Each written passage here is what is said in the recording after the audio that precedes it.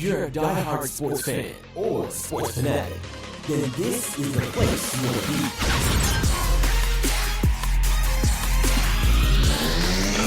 be. You're now listening to the Bra Migos podcast, the best place for all sports everything.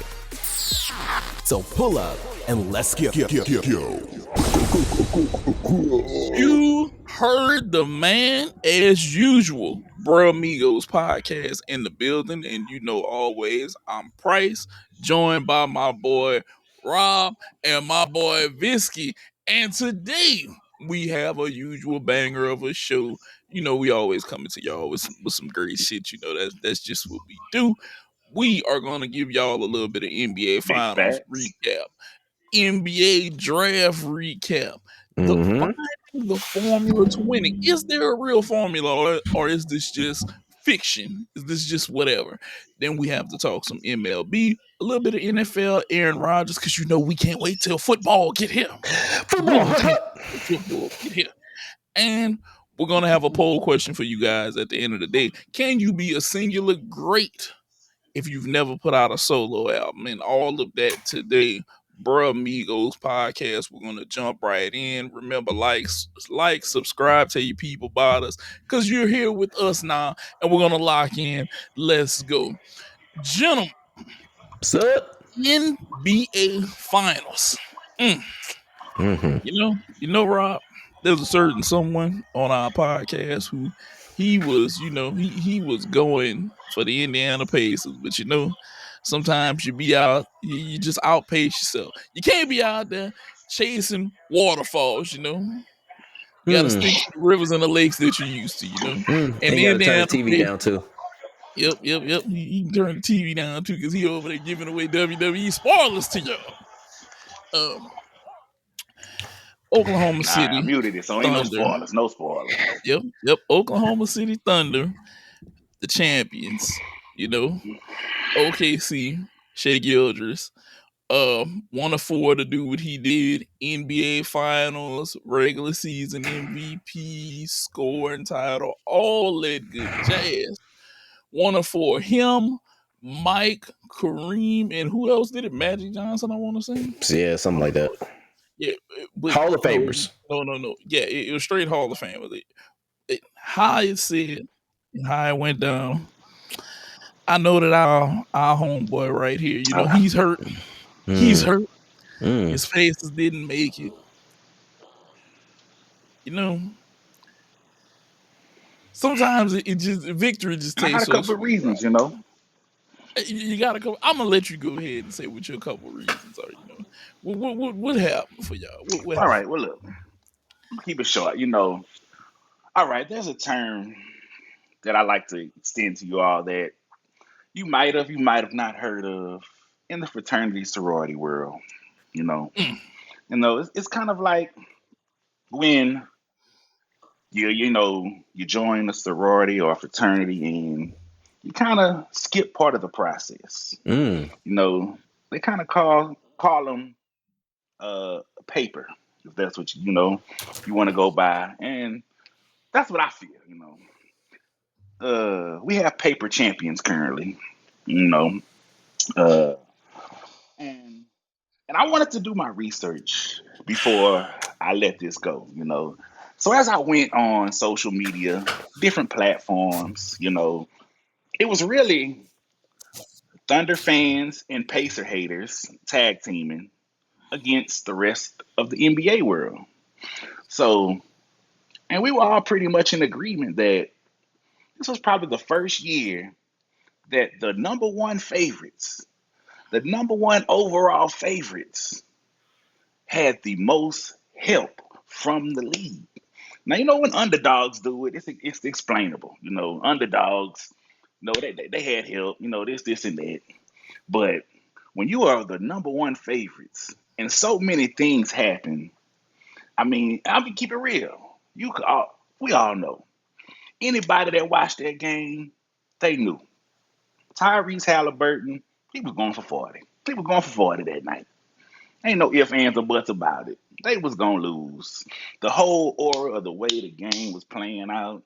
If Tyrese Halliburton do not go down, it might have been over in the first half. You know, and if I've never watched a Thunder game all season, and I had to predict how their season went based off this playoff run, I really question: did they really win 68 games, or did Adam Silver hand them 68 games?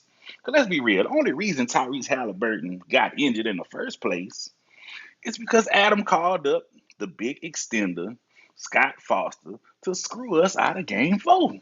That's the only reason. That is the only reason.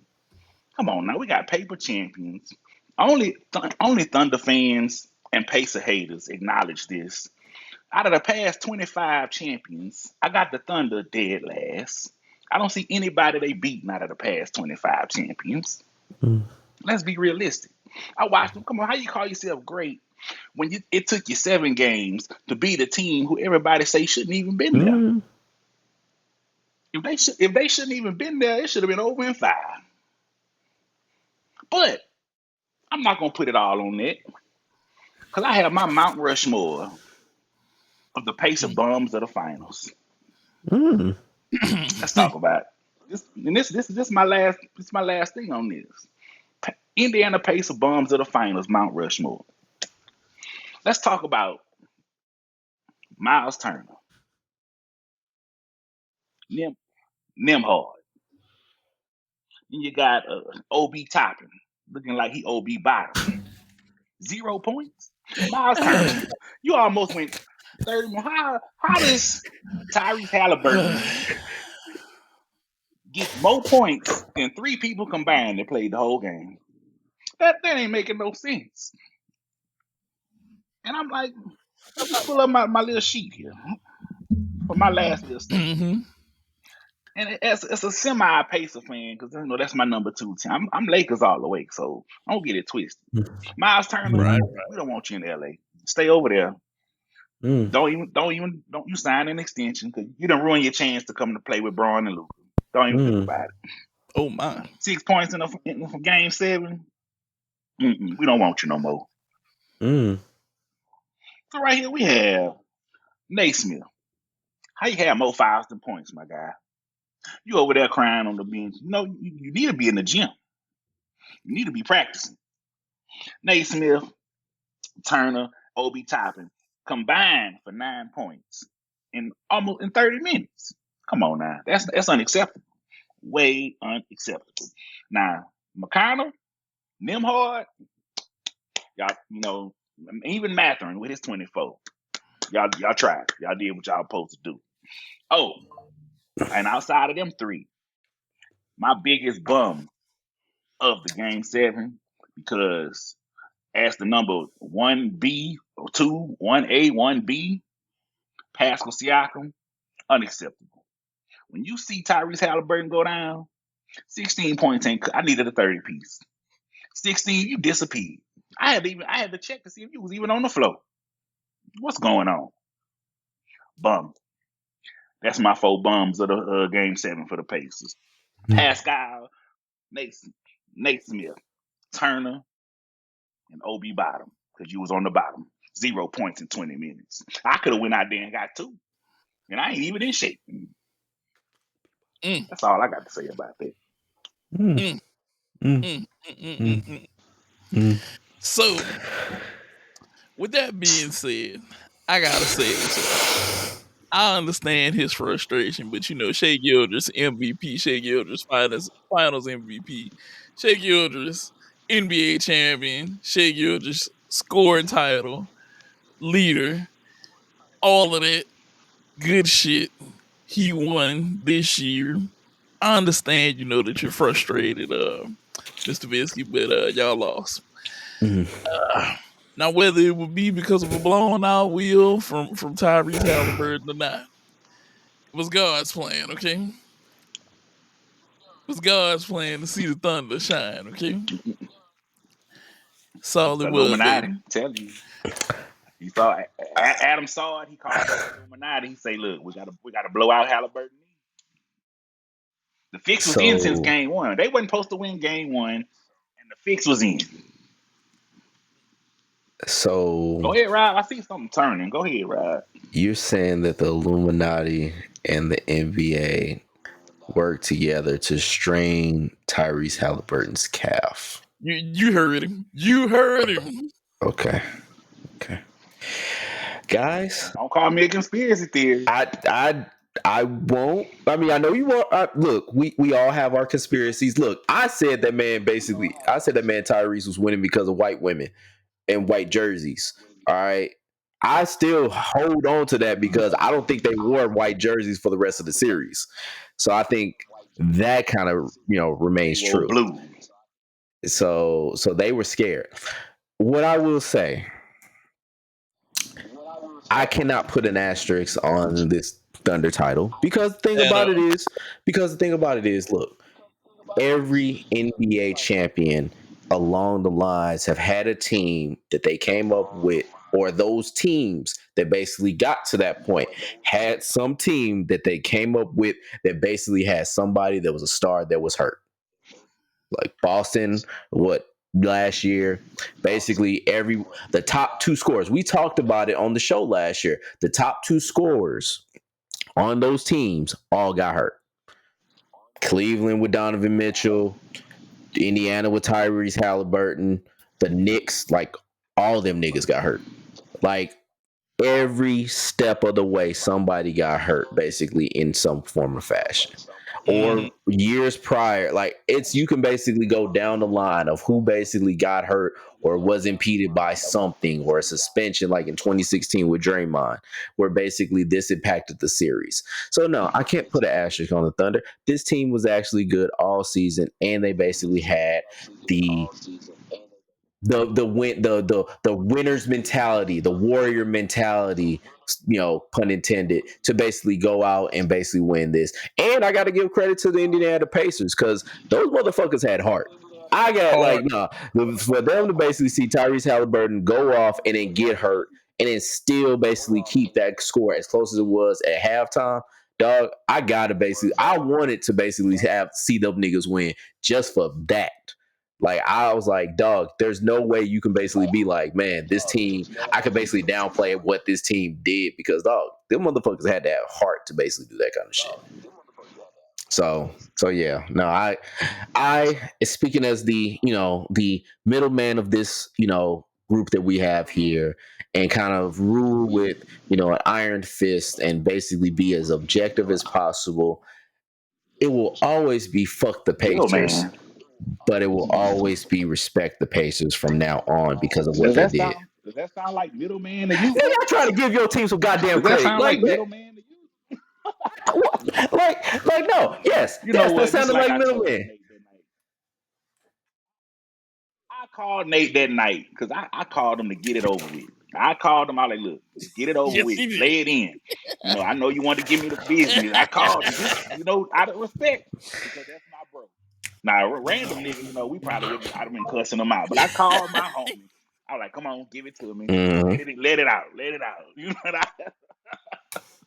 I was prepared for him to dig into me, and I was like, I unbiasedly, as a, no, but honestly, Adam Silver, you robbed the NBA fans of the greatest underdog story ever. And I seen it. Once the Pacers won game one, the fix was in. You seen it. Adam Silver did everything he could to get OKC over the top. And let's be realistic. They're not going to be memorable. Now we're being realistic. They're going to be just like Toronto. Every time, let's be real. Every time we talk about NBA Finals, hell, I think every time people got to remind me that Toronto won the 2019 Finals because hell, I still think the Warriors won because that's how unmemorable they I were. think it's because anything before the pandemic kind of fucked a lot of our minds up. But Yeah. Proceed. This run was so great by the Pacers that it is going to overshadow the Thunder even actually winning the title. And that is honestly, that might be my biased opinion, but hey, I don't think that's wrong. Yes, by unbiasedly, can't take nothing away from them. They in the books, Yep. the Thunder are going to be right there in stone as NBA champions. Shea Gildress, Finals Yep. MVP. In my book, I got an asterisk, but hey, that's just me.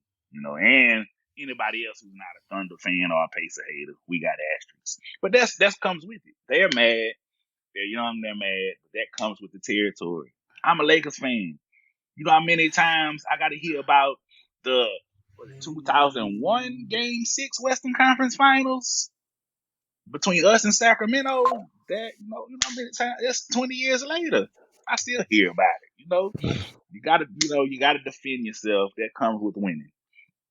So I do Yeah, the hope Mickey they Mouse title too. man up and take it and oh yeah, that's another thing. Alex Caruso, mail us our goddamn ring back. You gonna talk about I got a real but you wearing that. Nah. You can't answer Our that ring, goddamn man. ring back. You That don't ring want has an asterisk next to it. We it. You gonna don't leave it want it. where it's at. You don't if it ain't real, put it in the mail, send it back to LA. You don't deserve it. Alex Caruso. He like T.I. Mail us with, our with, shit with back. old girls trying to take the chain Yeah, back. trying to snatch the chain. Nah. He's calling Alex Caruso doo-doo, my nigga. Trying to snatch his chain back to get this. Hell You no, don't want no. it, bro. Nah, we ain't having that. But yeah, Chance level, it's though. all love and shit. But honestly, this is my last take on it. Instead of creating and this is not a biased opinion. This is just Of course not. sports Of course opinion. not. Mm-hmm. Instead of creating the face of the league, the new baby face, I think they have created the next villain based on just what I was reading on the internet. They're already discredited them. They're already like, oh no, it got an asterisk, this, and that. Just reading how people think. It's basically Thunder fans already just defending themselves, and I don't know if he's going to embrace the villain role. Like me, I like the hero role. Mm. I would be throwing it in people's face if I was Shade. I would be so ignorant with it. I would embrace the villain at this point. Uh, and honestly, I think because of what happened, because of the run, Tyler, Tyrese, not I keep saying Tyler, Tyrese Halliburton has just shined so much of the baby face. I'm using wrestling terms. So the baby face persona in this whole playoff run that Shea and the Thunder are just going to have to embrace the heel role, the villain role, and run with it. I don't think I Cuss don't think they people got it out, in them. say they ain't shit. I mean, you're right. They might not. Sometimes you got to though. To embrace it. Be like, yeah, fuck y'all. I got my shit. What you got? And I'm coming for it again. I think the But that's thing my is last take on it's that, y'all. it's a What team y'all got? it's a team full of I don't want to say nerds. They just not they just cats that just don't really want to rock the boat, which is fine. Like most people don't want to rock the boat, but like I don't think they're gonna be able to embrace it because say with Brian, Wade, and Bosch, like they embraced it because it was like they had no other recourse. They had Yeah. to. Everybody felt like, hey, these youngins, all they try to do is try to buy a championship and all this kind of stuff and all that. Like they had to embrace it. Now I did have seen Mm-hmm. more people say like, oh well, the Thunder, all they do is keep hacking, and that's people say they got great defense, but all they do is hack, which I don't know if that's the case, but yeah, it's still to where it's like I don't think that they're going to be able to embrace it because I don't think they're going to care to embrace it, and I don't think that and coming from a place like Oklahoma City where it's like who gives a fuck about Oklahoma City, I think it's going to be hard for them to do all that. I can see that. That's a good point. I can see that. But all in all, shout out to them. They won it. Next year's up for grabs. Next year just up for grabs. Yeah, it's really. That's just what And it the is. trades, we don't know who we're gonna be with. So Yeah, and that leads me to slide into what happened more recently in the NBA draft. I'd like to first stand on my soapbox and say, good job, Pelicans. Good job. Jeremiah Fears, McQueen. We're look, Derek Queen, we're good. We're going EQ. we're going to be very young and we're looking to do something. And I feel like Jeremiah Fears, if he develops his 3-pointer a little more, he can facilitate. Derek has every upside except being a high defensive motor, which Yibes is. You can put them two next to each other. We no longer have CJ there. I still have Trey Murphy. That was questionable for me, Rid of but CJ? You think getting rid of CJ was questionable? This is the same I man who mean, used to go just out from here, what I bro. witnessed, he bring. Nah, bro. Look, let me tell you what CJ brings: stress and heartache to your parlay. Okay, do you know how many times I done put this man for 12 and he done got 9 and shot 15, 20 shots, and I'd be like, you got 9 and you done shot 20 times. I was like, at some point, you just got to try to run to the rim and hope and get a foul, though. Just get a foul. Do something for me. But then he has these random nights where he'll go off 40, 50 points, and you'll be like, where was this whenever I needed it? Where was this whenever I needed it? And I'm cool with getting rid of the inconsistency. Plus, he had a lot of money left. And I'm not going to say he's not worth his money, but he's not worth his money to us anymore. Maybe to Washington. Maybe to Washington, they might love him. I'm cool with getting Jordan Poole. I think we're gonna reel him in. Him, Jeremiah Fears, Zion. If Queen starts next to Yibes, we move Zion possibly to the 3, and we work that out. We could have a nice team. Plus, we'll see if we move DeJounte Murray or if he decides to stay. We have a fairly nice team here. Fairly nice team.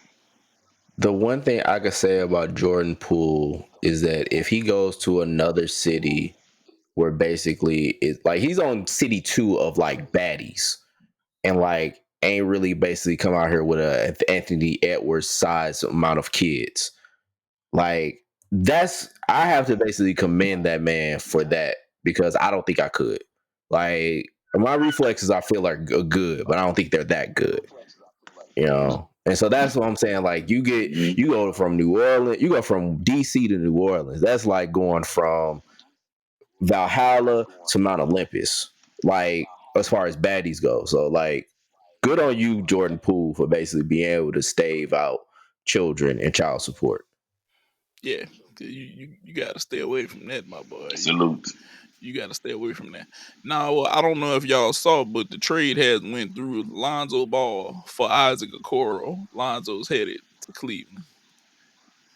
Interesting. Oh, whoa. If he's healthy, that just gave Definitely Cleveland see a the trade two-way today. playmaker defender that they need at the one that can defend the one and facilitate and get up off the ball. This could rock because now I'm looking at what are you going to do with Darius Garland? That was gonna be my next question. Like, what's gonna happen with him?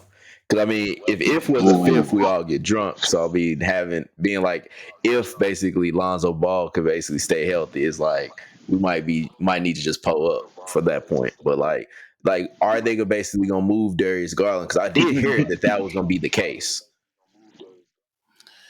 I'm not gonna lie to you. I might move him for a couple reasons. Lonzo contract is only 21 million. Darius Garland's contract is 36 million. Darius Garland isn't that great of a defender, and he gets picked on a lot because of that. Lonzo Ball can defend, he can rebound whenever he's healthy. He's 6'7". We talking about a 6'7" point guard versus a 6'1" point guard. Mm-hmm. And I don't need him to be super offensive. I need him to facilitate, get downhill and shit because I got Donovan Mitchell. But do you need him to start? That's like, do you need Lonzo to start? Because I mean, he only played like 25 minutes or 22 minutes a game last year. Really only played like 35 games. But that's the genius thing. Cleveland plays 5 in, 5 out.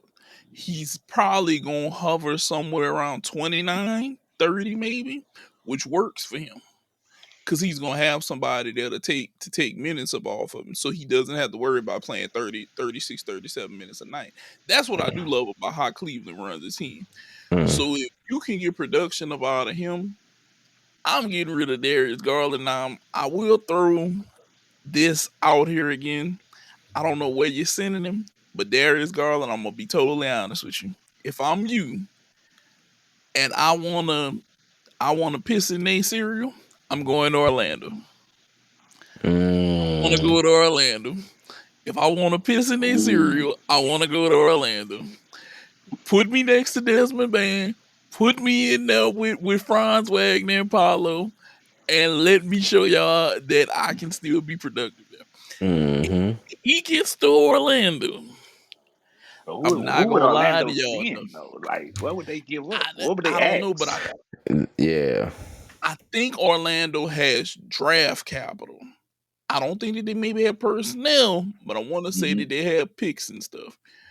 Because if Orlando can figure that out, Okay. I'm not gonna lie to you, dog. We just was saying how open the East is.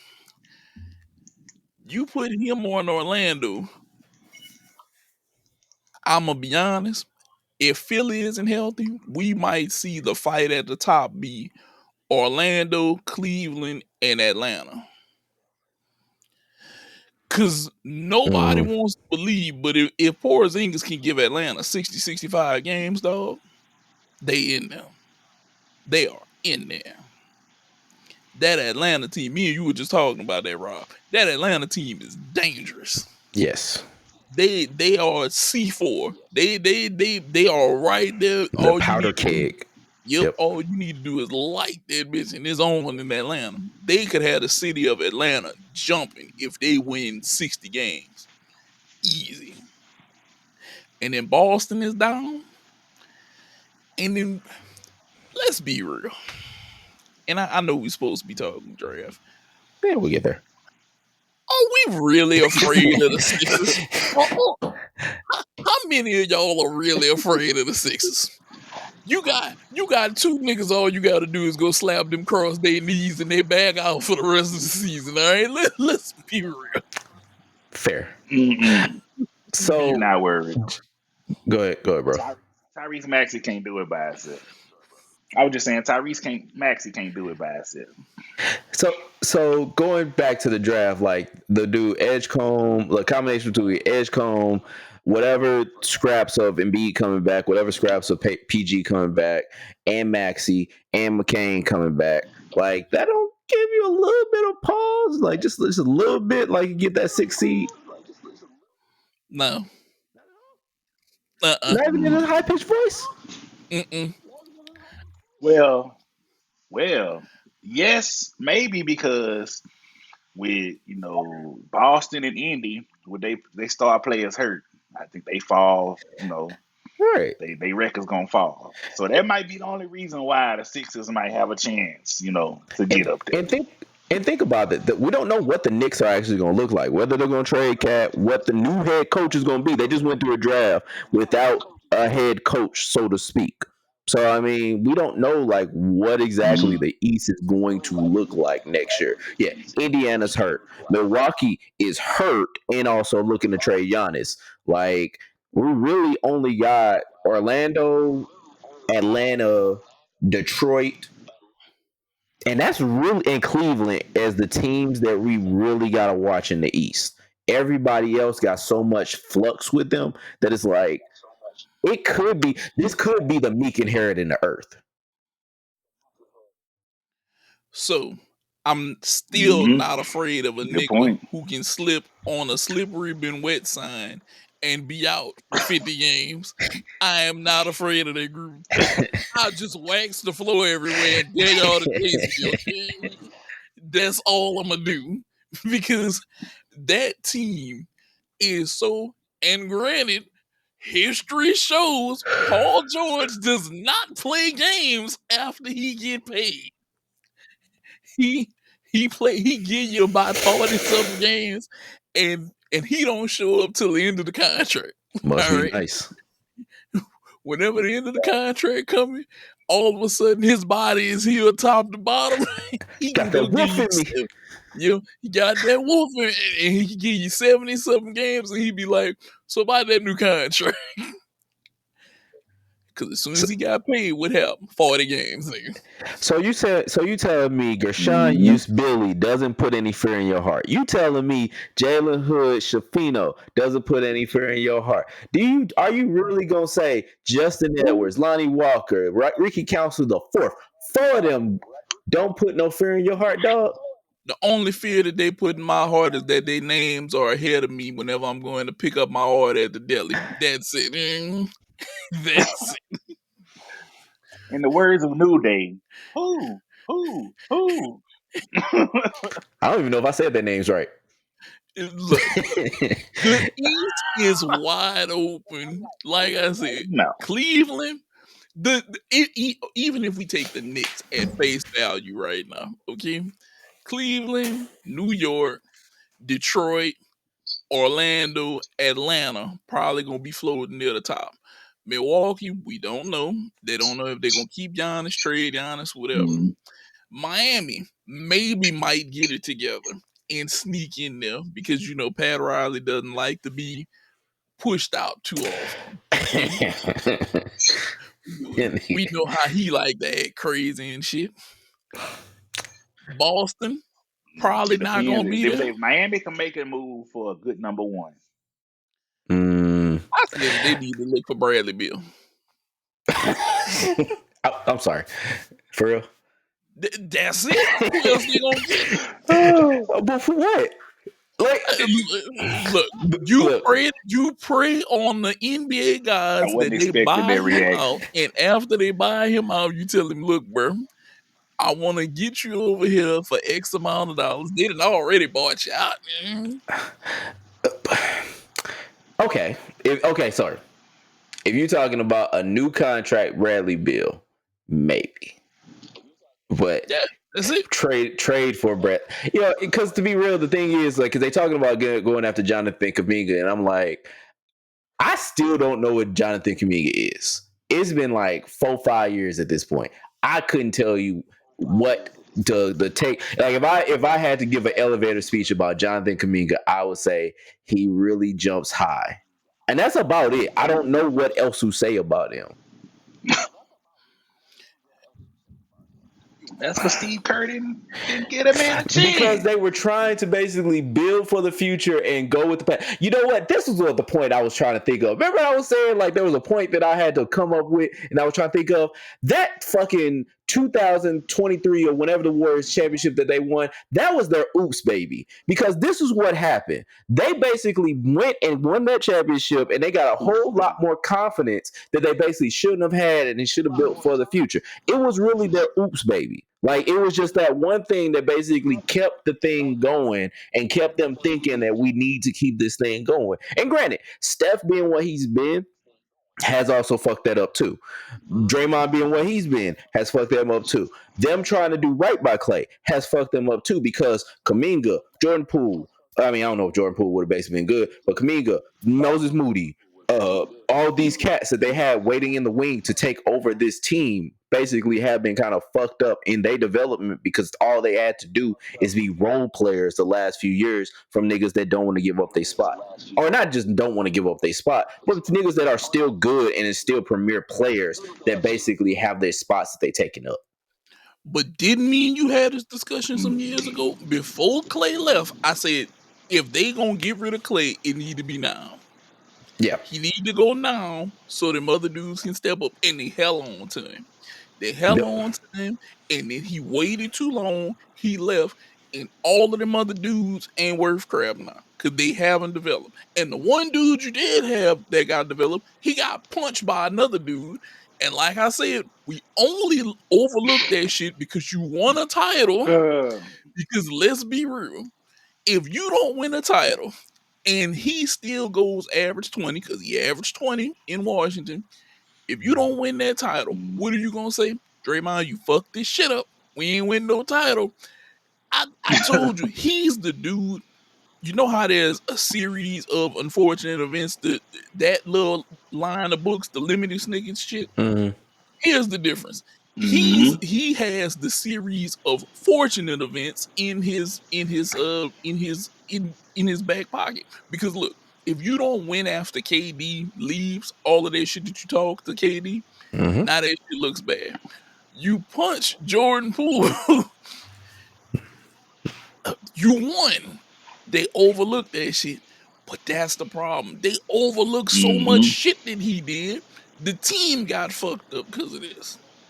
Oh, Clay, we want to give you some money. I've been saying for years. Clay never learned how to dribble a ball. Steph learned how to dribble a ball. Clay never learned how to get his own shot. He still was a spot up shooter. Clay needed to be gone whenever his draft was still, his stock was still about trade him. Go get some good shit. I know you don't want to leave him. Oh, we want to be loyal to him. Clay wanted as much money as possible. Which, Mm-hmm. do I blame him for being greedy? Mm-mm. No. But I do have to say this. Clay, you sat like 2 years and they paid you a hell of a lot of money. They only trying to cut a few dollars to make sure that y'all can win again. You know, if you win again, the money is gonna be there. Nope, want my money. All right, they played good by you. Steph and them stuck up for you. Now it kicks them in the ass in the long run. Cause like you said, Moses Moody, Kaminga, none of them dudes developed. And Draymond need to learn to keep his goddamn hand. See, you know what? That's his problem though. Ain't nobody ever punch him back. That's the problem. Ain't nobody ever punch him back. That's because he know who to fuck That's with. also true. He ain't gonna mess with nobody that's gonna punch He ain't going after Isaiah Stewart. Nah. Isaiah Stewart will him back. lay No, him the definitely not. ooh boy. Yeah. That's one of them save Draymond. Fuck no. They probably be like, look, hey Draymond, hey, look, we about to play Detroit. Don't you got something that you really need to do today? Like just whatever else. Like just something that's away from here. Like, do you have something else? Something that you can tend to that, just take the night off. Just take the night off. You got it. Cool.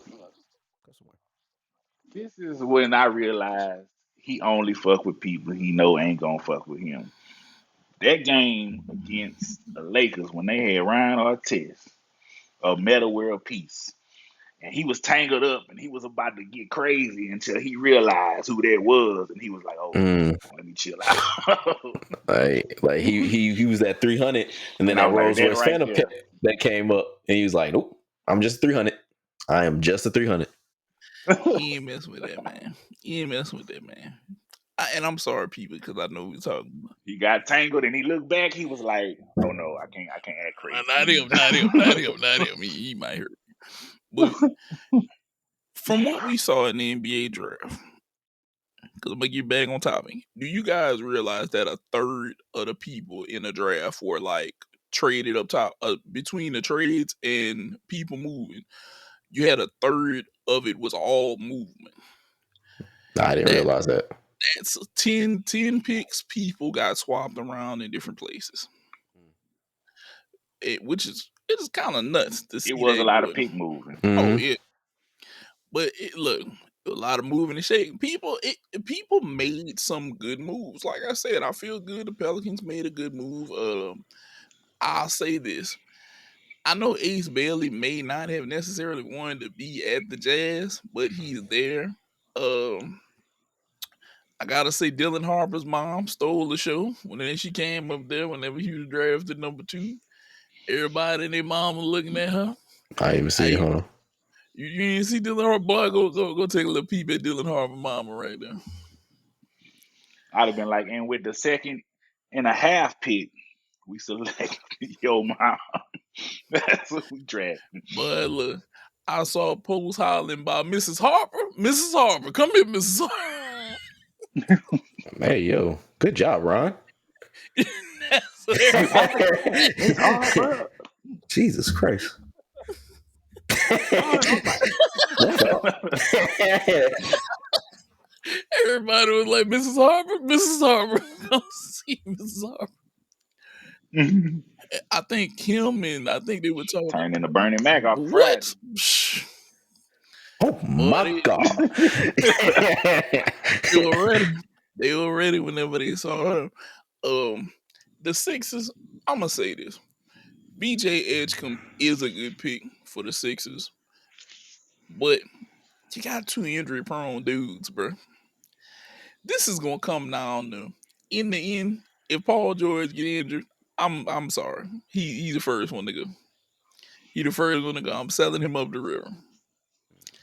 They can give me a bag of Chico sticks and a couple draft picks. I'll be all right, man. Because it's ridiculous with him. And the same thing with Embiid. The Sixers are gonna have to. They're gonna have to start the process over. Okay. Mm. Trey Johnson going to Washington. They getting a guy who could potentially be a star. I saw Malawa going to the Rockets. That's going to be interesting because I'm gonna be honest. Phoenix.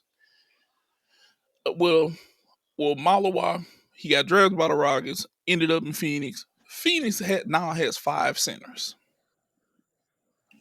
So if you're looking for a center, you might That's a want lot. to go. You might want to go through Phoenix. Granted, Like, Bol is a free agent. I want to say he's gonna be gone. So yeah, just hit up their Facebook market page. They got centers to go, centers for sale. yeah, and of course we got Derek Queen. We got him.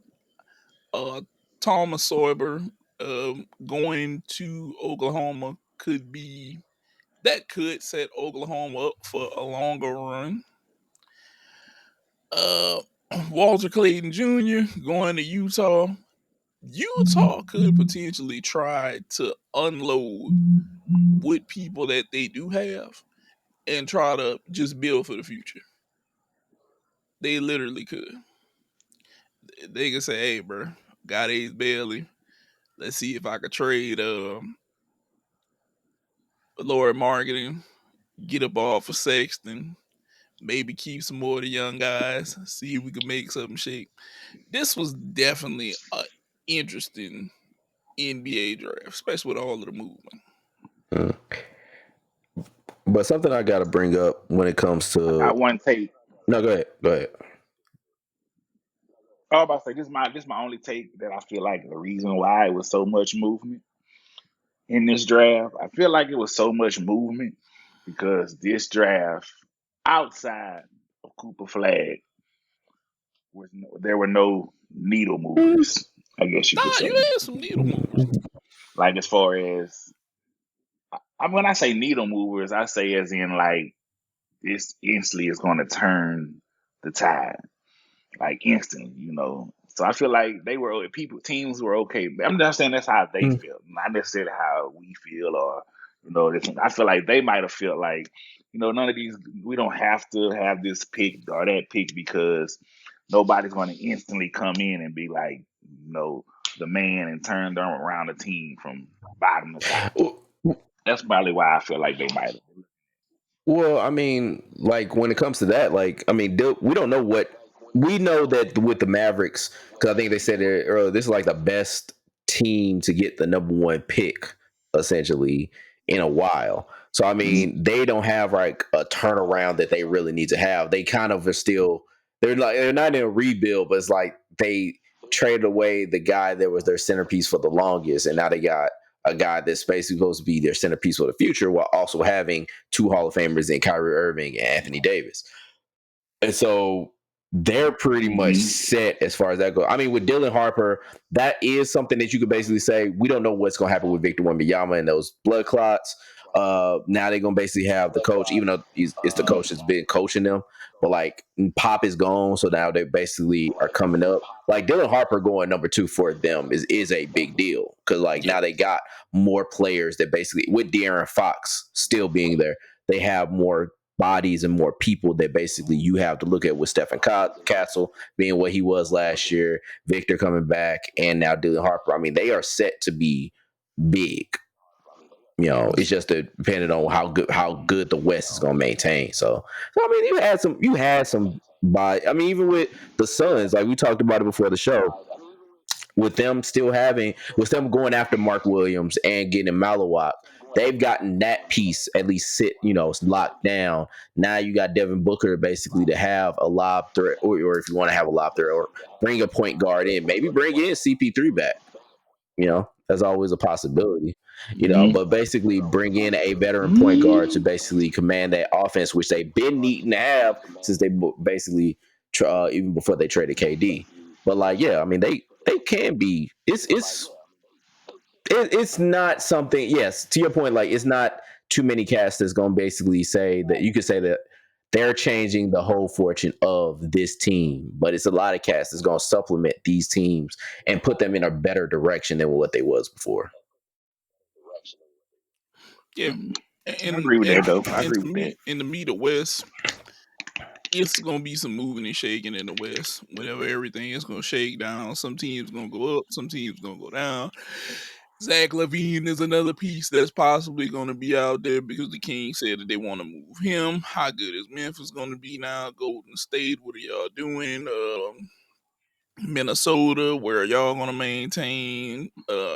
Denver, what are y'all gonna do? Lakers, what are y'all gonna do? Because I'm gonna be honest, Houston adding KD and kind of keeping stuff where they have it at, they kind of got one of the missing pieces that they needed because they have Reed Shepard, who is, I believe, to be the next up guard for them, and he's nice. He's like mini Steve Nash. I like him a lot. Um, if he can come in there and play very well, especially with a KD on the court and with that defense that they have, even though KD's 36, going to be 37 this year, the dude can still flat out ball. He can go get you 25. And that's Oh, what yeah. you were missing with Yeah, Jalen at least Green. 25. Yeah, Mm-hmm. Jalen Green just was so bad, inconsistent, like shooting wise. It was just like, okay, what do we do with you? And they got rid of him, and they managed to keep a lot of their young pieces. So, Mm-hmm. Amin Thompson, he's a defensive player of your candidate. The guy high engine motor. He may not could shoot the best, but he's going to steal the ball. He's going to block. He can guard your best guy. He's in there, and to give them an efficient piece like Katie, I think it still lets the guys around them grow. But in the stretch, hey, get that big 7 foot create a character the ball real quick and let him do his thing and let him get us some buckets. So Yeah. Now speaking of KD, can I talk to y'all about love? And Talk here's to me. what I'm talking about. So like when we're talking about, or when I keep hearing about, with OKC, just kind of going back to that and like the winning formula, because everybody said that they, gave everybody the blueprint, the winning formula of how to basically create a team, create a champion, everything like that. Everything I thought about was like, this sounds like what somebody would say. How do you find love? Like, it's like, hey, if you just go to church, if you just get your haircuts every now and then, if you just go to the gym and you do that, this is how you gonna find love. This is how you gonna find a companion. This is how you gonna do this. When it's like, really, they just need to basically keep some level of consistency, like Oklahoma City did. Because the thing with Oklahoma City, they won with these factors. They basically said, this is our plan. We're going to build around it. We're going to draft well and get lucky, basically getting Chet and some other players. And we're going to nurture this talent and basically do everything we can to supplement it and not do anything brash. Like going out to get Isaiah Hartenstein, going out to get an Alex Caruso, 2 vets that basically can help them kind of navigate this whole thing. Basically, that's what I would say is a formula, but it's not something that you could just say, hey, let's everybody do it. Because what you can do is what the Suns did and just say, hey, we're going to go get big 3, and we're going to basically we're just going to get a big 3. Who's going to play defense? Now, don't worry about it because we got these 3 guys. Okay, who's going to basically handle the rock? I don't know. Don't worry about it. We got these 3 guys. Like doing shit like that where it's copycat, where you don't basically think about what all it took to go into that. It's how people fuck up with love. People go with oh, I see that so-and-so is like this. So-and-so is like that. I just want that for me. Motherfucker, that ain't for you because you don't see basically the bad days in the paradise. You need to basically worry about keeping yourself consistent, keeping yourself right, and basically doing what you need to do to keep yourself good. Have a plan, go with it. Don't think that you got to mimic somebody else or what you see as far as the outside kind of brochure of their lives and see basically what's going on. Do what's best for you. See, then now we having basically a spiritual moment here. Because think about it is what I'm trying to teach you and what I'm trying to tell y'all is what OKC did. Keep on keeping on. Make sure you know who you are. Make sure you looking in that mirror and you understand and know who you're looking back at. And once you do that, you will be a champion, just like the Oklahoma City Thunder. You will basically have the same success and be able to strive and spit on your screen because that was an accident and basically do the things that you basically need to do what's best for you and your future and maybe even somebody else's because you are making them good. So make sure you are not mimicking chemistry. Make sure you are making chemistry, making sure you are doing the things that you need to do for you and else and everyone else. That's what you need to focus on. Don't focus on mimicking, focus on making. That's all I got, man. And that was Rob Sermon on Where's my NBA. goddamn organ? I'm glad that's the turn it took. uh, When Rob said KD in love, I thought he was gonna bring up the Brittany Griner rumors. I don't know. That's just where my mind. Now I don't even know what the fuck is going on. Like, because I'd hope okay. that he never. I'd hope that he never. I hope that he never. You know, we don't know who is putting who through the mattress. You know, but hey. Fair enough. Damn, that was good.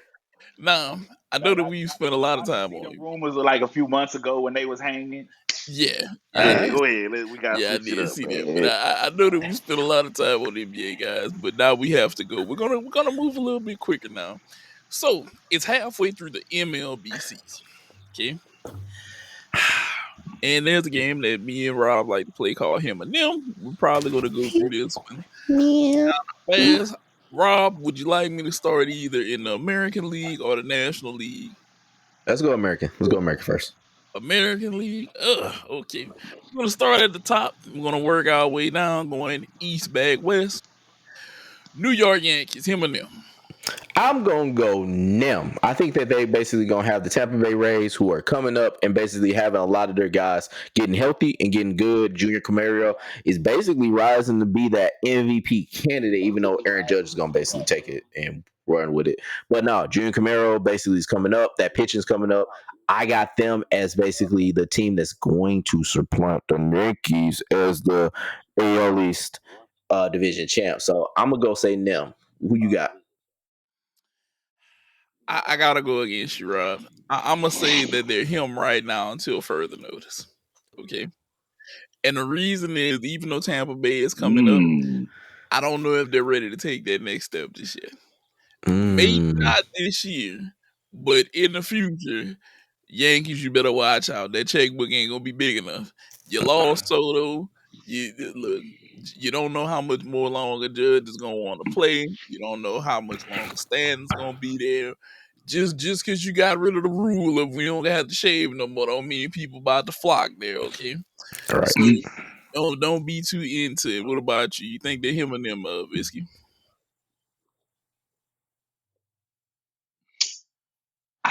As much as I do not like the New York Yankees, you know, they gonna have to be him right now because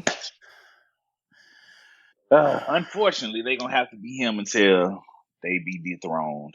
Until it shows that the checks ain't cashing and they can't buy a team no more. So right now I got them as Tampa Bay Rays, Rob, him and them.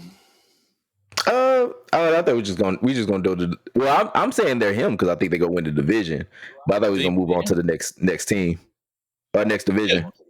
Oh, we can go. We can go to Detroit. Yeah, Detroit Tigers, him and them. So I'm gonna basically say because I'm gonna say him, but I'm gonna say him only because it seems like this division can't really figure out what the fuck it wants to do. Like we got the Guardians that's basically 500 right now. I know Jose Ramirez was hurt yesterday, but we put that Maddox on him with Sonny Gray. Shout out to Sonny Gray, dog. Like basically had to put that Maddox on the fucking the Guardians. Basically complete game, one hitter, 89 pitches. He's so damn great. But now like Twins basically fell off. Seems like the Royals have fell off as well. Like, yeah, I think they're going to be him as far as winning this division, but I don't, because they got a lot of people just moving in and out, even though Tarek Skubal was great and probably going to Cy Young again this year. I just think that they're them as far as the rest of the American League. Jarvis, you think Detroit Tigers, him and them in the AL Central? I got them right now because I feel like Cleveland is gonna get it together. I feel like they could come up, overtake the lead. And I just feel like, honestly, I don't trust Detroit to hold it together for the full season. Thank you. From what I've seen, and witnessed from Detroit, I'm like, it'll have to be a big fall by Cleveland to me for them to make it. Or yeah, it's gonna have to be a big fail by Cleveland because if they stay the course, I think they'll get over that 500 hump, and they're gonna make a run for Detroit's first place. Now, Nate, who do you got? Him or them, man? I'm putting Detroit as him. I'm gonna tell you why. Yeah, Cleveland looks good, but their pitching, Cleveland's pitching is horrible at times. They are ass a 9, ass a 10, ass a 11, as you have said before, Rob. Cleveland will break your heart with their pitching. Yes, they have good bats, but they will break your heart. And Detroit, we talked about Detroit last year. Detroit, yeah, they made the playoff. They didn't move and shake anything. But this year, a little bit faster start, 50-win team. They're it's 2 50-win teams, and they're one of them. We can't deny that. We cannot deny that. So I'm gonna give him right now. Now, if we go American League West, Astros, Jarvis, him or them. I don't know if the Brumigos world knew about this. I am a real big anti-Astros person, So for that reason, not only that reason, but for one of the reasons, I'm going them. I do not want to see the Astros win the division again. I'm tired of looking at it. I'm tired of seeing them. But because Altuve's in a slump right now, so hopefully he keep that going. But Mariners, for some reason, have reeled your boy J.P. Crawford, Cal Riley. I've been watching a lot of their games. I feel like the Astros, they up there. They keep winning for some reason, but the luck can only last so long. So I think Cal and JP can push the Seattle Mariners to the top. And I'm pulling for them. What about you, Rob? Him and them for the Astros? I got him as him, man. Like the team that basically went and traded Kyle Tucker, went and traded Alex Bregman is basically still 16 games over 500 in that team, in that division, in that league. I mean, this is a team that's set to basically do something big. Maybe not the big things. I mean, Yordan Alvarez isn't as what he was, but and Cam Smith hasn't really come through like I guess they think that he will. But this team is still kept afloat, still got excellent pitching with Framber Valdez and stuff like that. Like, no, man, like this is still a good ass team that basically, granted, Kyle Riley, the big dumper, that man has basically been absolutely 32 home runs before the All-Star break as a catcher, dog. Like you don't no. Let me say that one more time for the people that don't know. 32 home runs, switch hitting catcher is fucking impossible for the All-Star break. You don't see catchers hit 30 home runs in a fucking season. This man hit them like 80-something games. This ain't something to sneeze at. That man is doing yeoman's work, but I just can't see the Mariners pulling it off and basically supplanting. Like they're about 6.5 games out right now. Nah, man, I got the Astros winning that division. I got them as him. And I got them as basically making the ALCS. Sorry, Jarvis, I have to go against Sean with Rob. Houston's pitching is what's keeping them there. I'm sorry. We've been watching a lot of Maryland games, and they have been pulling it out. It's just Houston's pitching is so much better, and I look at them and I'm like, damn, can Seattle catch them? Is it possible? And then I think about it and I'm like, I don't know, Seattle. I don't think that you're gonna catch them. Those guys are running away with it, and it is Houston's division to lose. Correct. I feel like it's their division to lose. I don't see the Angels as a threat. We know the Rangers have bats, but they can't pitch worth a damn. We know this. Look, I'll be honest. The Rangers have better luck striking out. Rangers actually got good pitching this year. This year they got good pitching. It's just that hitting ain't really been working out. Well, you've had better pitching this year. Your bats went cold. Yeah. I'd almost rather had a bat be hot right now than the pitching, because at least if we boat race this, maybe I got a chance at more games. The Rangers, okay, yeah. Now that I think about it, yeah, I granted that their pitching has been better, but they're 9 games back. Surprisingly, they're plus in run differential, but somehow you're 9 games back. You're under 500. What's going on? You're not. Yeah. I can't say that you're the team below you, the Athletics. Like I said, we always say a lot of raw talent with their team. They just got to find it. Yep. And they've had spurts this year where it looks like they finding it. And it's like, if they ever get consistency going, they're going to be an issue. Yep. So that's why I just have to say I can only see Houston winning this division. Now we go to the NL. Phillies, Rob, him and them. So I am a Phillies hater myself. Similar to my boy with the Astros. So I want to basically say they are going to be them. So I will say they're going to be them, because I see the Mets winning this division. Similar to basically what's going on with the AL West, AL East. Like, basically the Mets, they still got a great team. They still got, Mark Vientos. I still believe in you. Even though you haven't done much of anything yet, I still believe that you're going to be able to pull it out. I think that they might make some moves, to basically bolster up this team, because they do still got Pete Alonso, still do got Francisco Lindor, still got Juan Soto for a boatload more years and a boatload more money. And it still got a nice line. Griffin Canning just basically went down with an Achilles. It's still a good team. I want to basically hate on the Phillies, and this is giving me a great opportunity too. So, them are the Phillies. Jarvis, him and them, Phillies. Basically, if your name is not the Atlanta Braves in that division, get the fuck out of here. No. This nigga. Atlanta Braves. Go ahead. Because after we have the All-Star break located in Atlanta.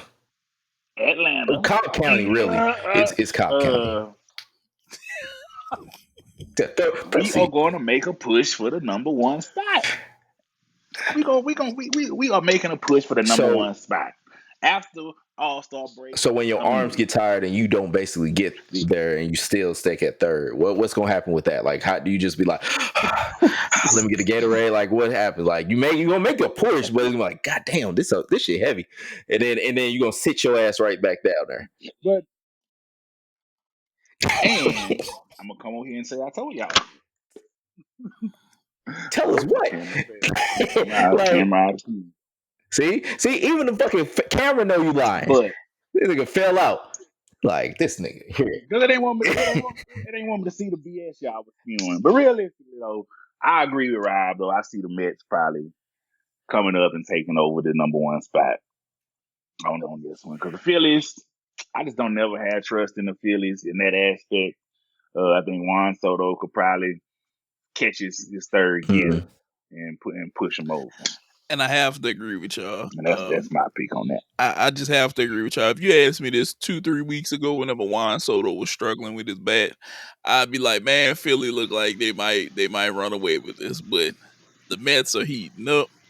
Look, I know the Subway Series may not happen, but I'm gonna let you know this: the way the Mets are heating up, Yankees, you might want to watch your ass. Okay, you might want to watch your ass right now, man, Yankees, because it's getting serious across the way. It's getting serious across the way, and y'all have to look out now. NL Central Cubs, Rob. I know that there's a little. Sometimes it's either vitriol or praise with these fools, one way or the other. Him or them for the Chicago Cubs. I'm actually gonna say him. I still think look, I picked the Cubs before the season to win the Central. I'm sticking on that. I don't have a reason to stay, go away from it. They gonna need to make some moves though, because they gonna need to basically make sure that bullpen is good. They got the bats. The bats is good. The offense is good. Like they still run differential. They had plus 97, which is one of the tops in all of baseball right now. Which is actually it is the top outside of the Yankees. But the Cubs are the class of that division, are the class of the National League, I would say, outside of the Dodgers. But I still got them as him. Yeah. How's that objectivity, motherfucker? Okay. I'm gonna take this one real quick. Look, you're right, but I will say this: that division is tight. That division is tight right now. It's tight, like you said. They will have to sure up their pitching to completely seal this out. I almost thought that you were gonna say that the Cardinals were gonna make a push at some point. Now, I will say this. The Cardinals are much better than I would have thought they were. They're a very fun team. They up 1-0 against the Guardians right now. They're a very, very good work. They're a good team on the edge of very good.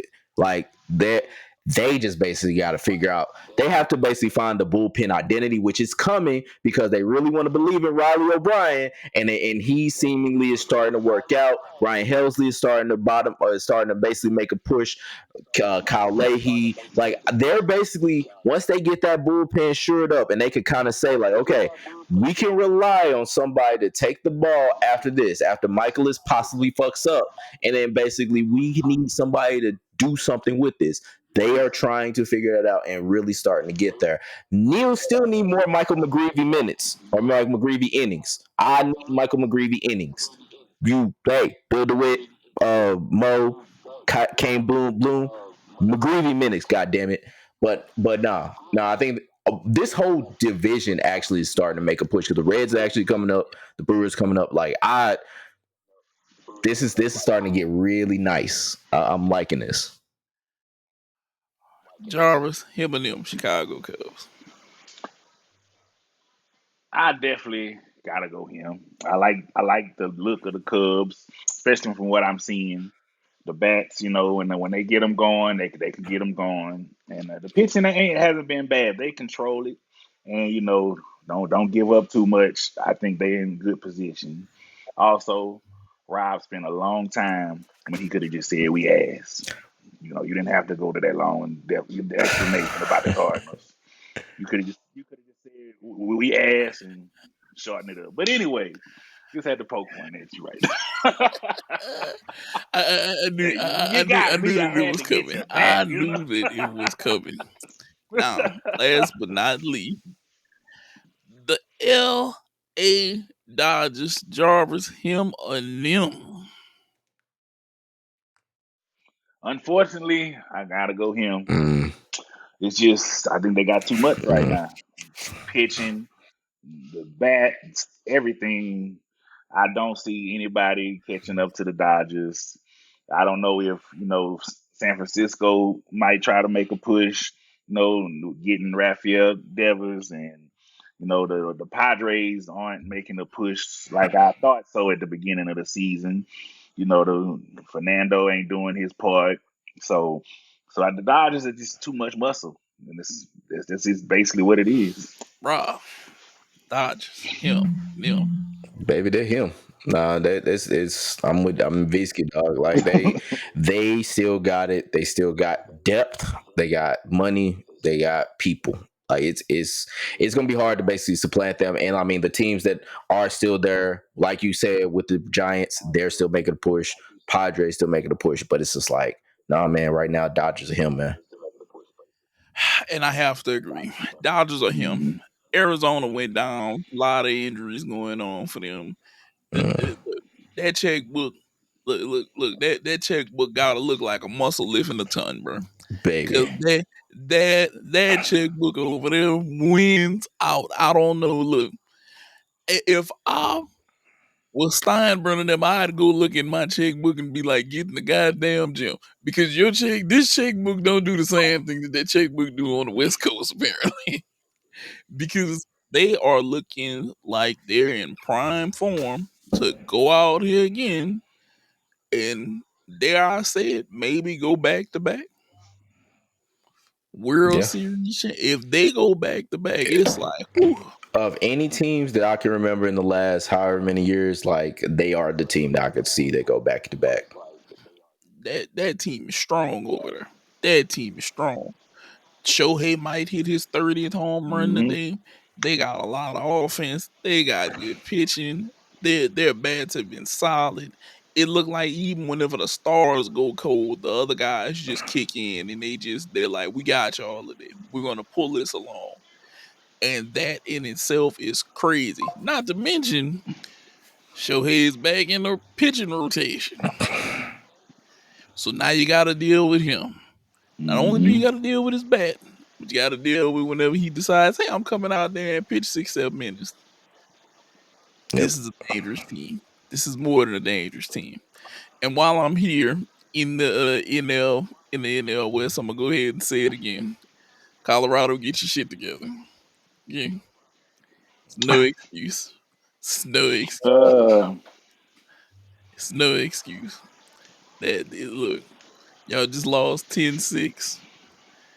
And right now the game just started for y'all, and I don't know if this is going to be a good one because I checked the ESPN and ESPN is already picking the Brewers 78% to beat y'all, and it's the first inning. Okay, so you know where you stand with them. they ain't ready. They, Mm-hmm. they're not ready. Now, in light, Still got a chance. 36 games. if they go on an awesome losing streak and get to 100 wins before they get to 20 losses, I will look. I will let them know. Hey, sell a team, though. Sell a team. See who won. Uh, Put a for sale sign on this. Mm-hmm. Put a for sale sign on it. Now, in lieu of us talking about baseball, we have one more thing. Uh, Rob put this out here, and we all feel some type of way about this. You got to give Ketel Marte his flowers. That man stood out there whenever a fan heckled him about mhm. his deceased mother. That man cried tears of sadness because of this. And we must give him his flowers because, like I told you, Rob, if it was me, they'd had to come get me from jail that night, though. Mm-hmm. They'd had to come. I'd have ran up in the stands. I'd have ran up in the stand. I'd have been like, "Is you gonna come down here and meet me? Jump, cross the bullpen, and we're gonna fight right here on the diamond right now. We're gonna fight. If you win, you win, but you ain't about to win. This is I might stomp him with them cleats on, though. Yeah. It's over for him. You cannot do what he did. It is okay if we have the regular type of heckling. You talk about him, his batting, his Mm-hmm. shorts, glove. I don't care, but you don't talk about that man mouth. Mm-hmm. You don't do that. What are you guys' thoughts on this? Yeah, no, I 100% with you. I agree. Like this is, yeah, you don't get personal with this, man. Like you ain't, even if you didn't know, like his mom was dead, because I didn't know. I'll be honest, I didn't know his mom passed away. Um, you don't go personal. There ain't no Mhm. reason to go personal, And I guess a shout out to the White Sox, shout out to Diamondbacks for having man's back, like and basically cheering them on and being like, "Hey, no, we don't condone this. We ain't with this." Because no, man, some people. there'll be assholes in the crowd, and you still won't see like the crowd, like the teams basically say, "Hey, we ain't gonna do anything about this, or we only gonna do so much." It's like, nah, man. They say, "Hey, we're gonna ban this man from all these stadiums, and we're gonna basically, cheer you on and basically say, hey, shout out to you." So, nah, man, shout out to y'all for doing that. Yeah, big shout out to them because wow, Yeah, definitely. That's real disgusting, bro. That's Mm-hmm. disgusting, bro. No matter how you feel about a team, a player, to attack someone's deceased relative, mom, anybody, like that's just crossing the line. And I'm with Price on this. Like, yeah, I'd have probably been in the stands. oh, Couple charges. Yeah, At least, it at would have least, went down. They probably would have shut the game down. I don't know what would have happened. I probably would have blacked out. It probably would have been it. yeah. And It flashed would have out. been on Sports Center, But yeah. yeah, oh kudos. yeah. Yeah, yeah, we'd have been on Sports Center. It'd have been a new Malice at the Palace. Oh yeah. I might have tried to kill him that day. I would have ran up and look like Dave Chappelle said on that rap, run up in your crib like CJ from San Andreas. Mm. I'm with it at that point. You can't do that. You can't do that. Now, as we go from the baseball diamond to the big old 100-yard field where they throw touchdowns and interceptions and stuff like that, there's a guy who me and Rob have criticized him a bunch of times, and we're probably still going to criticize him because I don't care. Because what is he going to do? Hmm? Um, is this it truly for Aaron Rodgers? Rob, do you think that this could be his last stop? Do you think that this is his last go round? Is this his last rodeo? Part of me does think this is going to be it, just because, like, I think that he's tired of this. Like, and when I say of this, of like being the spectacle, well, actually, I don't think he's tired of being a spectacle. I think he's tired of just being on the field. I think he's gonna basically do some more weird shit somewhere else and basically stop holding teams for Mhm. hostage. I think that him saying that everybody wasn't bending the knee to kind of trying to get him and trying to basically use him as their quarterback or doing whatever they can. Like, it was what? There was only the Steelers and the Vikings for the most part that was really trying to get at him, even though there was more quarterback hungry teams that needed somebody. So, nah, man, I think this is it, because I think this is his moment of clarity. And as this season goes on, depending on how it actually goes down, I think he's gonna basically be like, nah, man, I'm straight. Mm. Okay. Jarvis, I'm gonna let you go next before I light this man on fire. Yeah, I know you're gonna light him up, man. Quick, like, yeah, I think he sees the writing on the wall. I saw an interview he did yesterday or day before yesterday, and it sounds like he's like, yeah, this is it. That's why I only wanted a 1 year deal, and you can see that his time, his era is gone. Everybody from his era is Mm. gone. He's seen it last year that he can't produce what he's been producing. Even though he still has a little bit, it's not gonna fly into this. His age and the quality of football that's being played. It's time to just go out on a high horse. I don't want to see him as a shadow or a piece of himself. I still want to remember him as that Aaron Rodgers. So go out on a high. Don't really go out like Brett Favre did, on Mm. the stretcher or nothing like that, getting injured and stuff. So yeah, just hang it up. You had a good career and you got bank. So that's it for me. Unlike them, I hope that you go out losing almost every game. I hope that you are the first Steelers quarterback to go out there and go into the negative with this. I do not want to see you out here. I do not want to see you play. I hope that Oh. you feel the need to say, I don't like people like this guy Price who don't want to see me do this. Because you've held teams hostage. You've been a spreader of germs and of a disease, a virus that was killing people, and you were lying to the masses about what you did. Okay? I hope that for every NFL week before you go into the game that you stub your pinky toe on random objects as you walk to put your cleats on, okay? Like, I hope that you stub trip after on stub your run after out. stub. Yeah, I hope that you trip on your run out and then tumble and get grass all over your jersey before the game even begins. Okay? I hope nothing. I hope 30 interceptions upon you this year. Okay.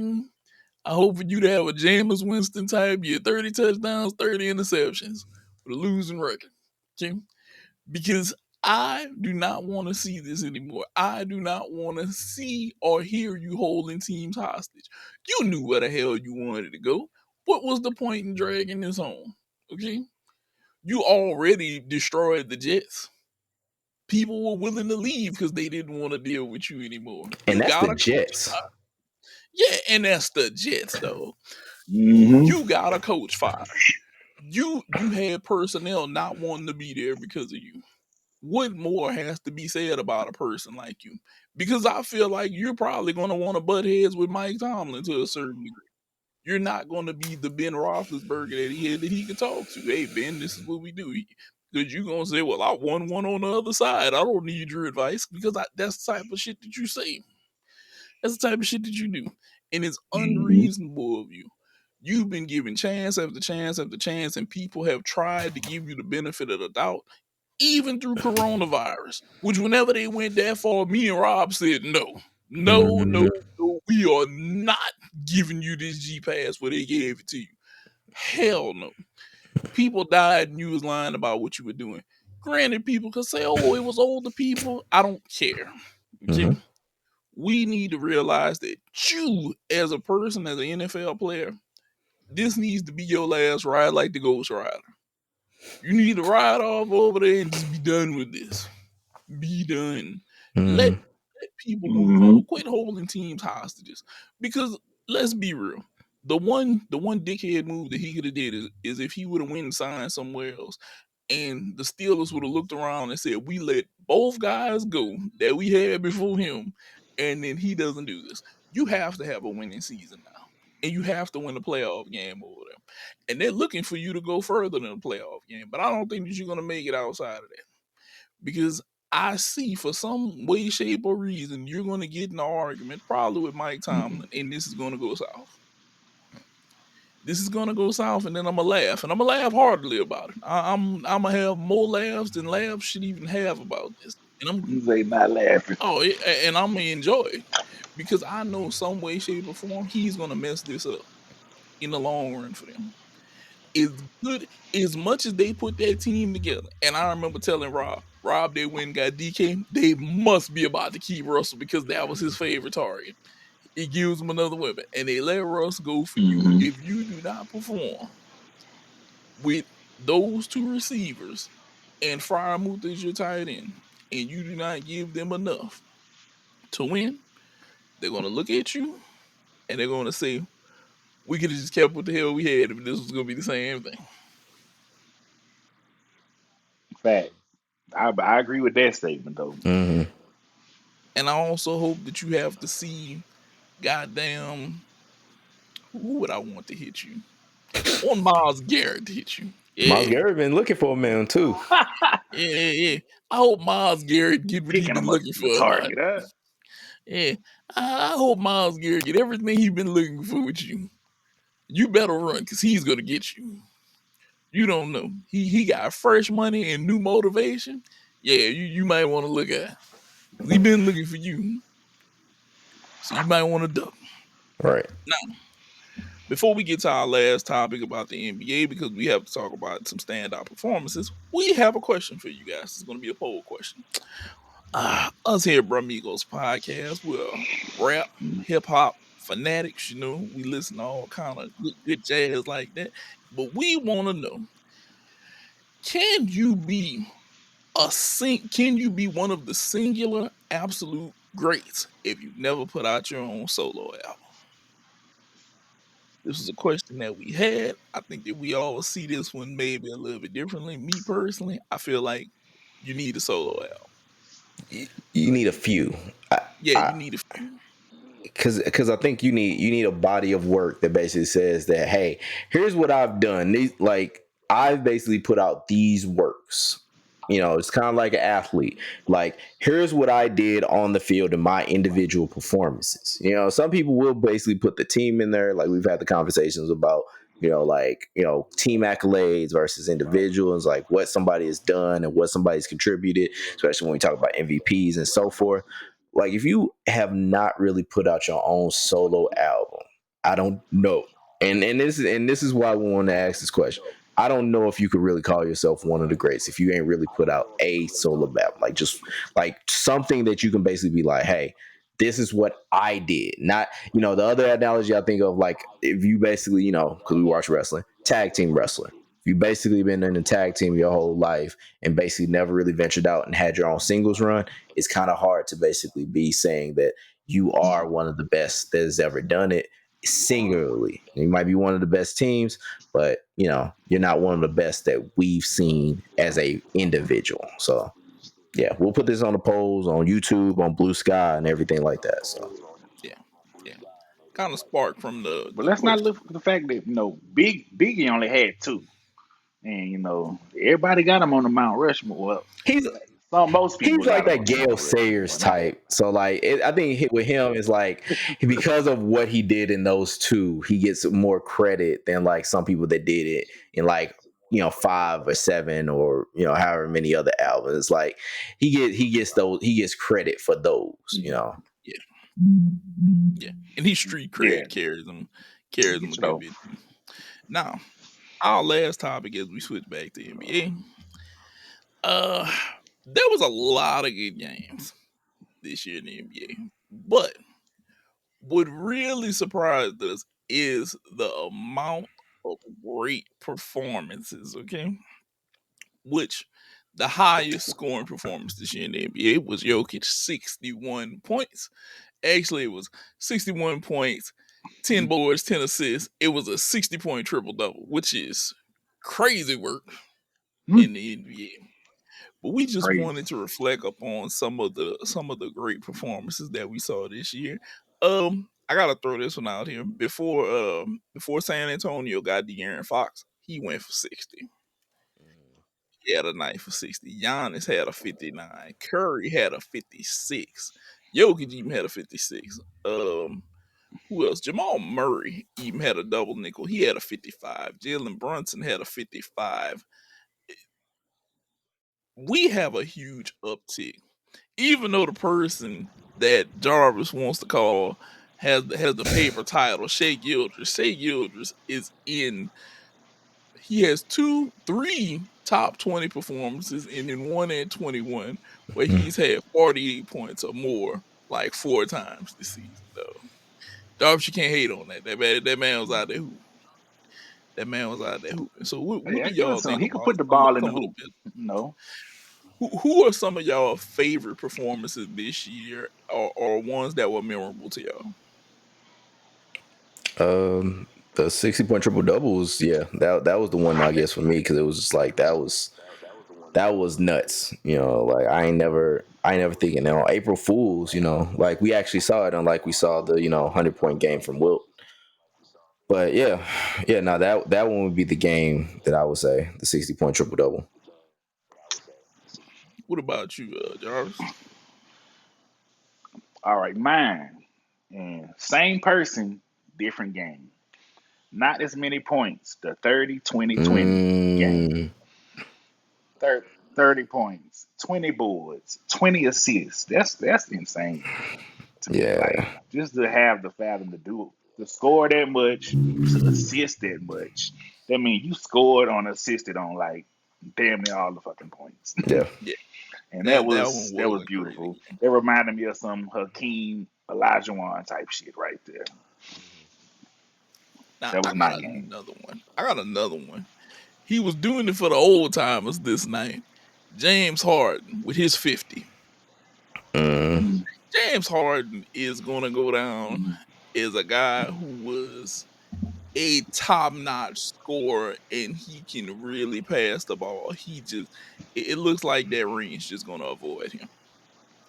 It looks like that ring is just gonna avoid him. yeah. It's out of his reach. Him and Westbrook. Every Mm-hmm. area it happens, Yeah. somebody loses it, no matter how close they are, how great they are. It's like I'm right there. And granted, the Warriors got him 1 year. Whenever he went to like the conference finals, he was close. Well, I think he was a round out or so in Philly, but Embiid was getting hurt. It's like I said, Embiid always hurt. Um, Mm-hmm. it's been some crazy. Was Harden was at the Rockets when they blew the 3-1 Mm-hmm. lead? Yep, Mm-hmm. Yep. that one. And one other memorable one of the younger guys, Paulo Banchero. He had a 50. He Mm, had a 50, Mm. 13 and 9. mm. Almost low. That was another one. That was another nice one. And of course, That Shea was Gildas had a that was a good yeah. one. Look, like I told him, Orlando might be one of those movers and shakers this year. It could happen. It could happen.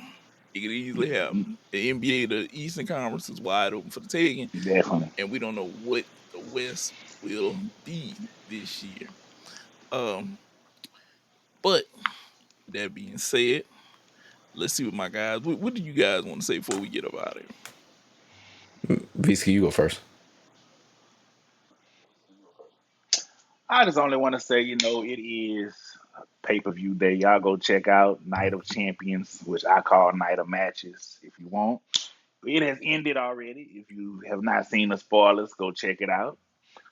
Something pissed me off, but I ain't gonna spoil it for y'all. But just that, just that little reminder. Go He watch Night of was Champions. heated. I still don't know what happened, Oh but he was heated. yeah. We know all we know is he came in here and he was like, "What?" Boy, 38 hot. Just mad. The headphones almost went through the TV, but yeah, go check it out, man. That's all I'm gonna say on that one. But yeah, love y'all. What about you, Rob? All right. Good night, Canada. Good night, Taylor Smith. Good night, rest easy to Dave Parker, to former Pirates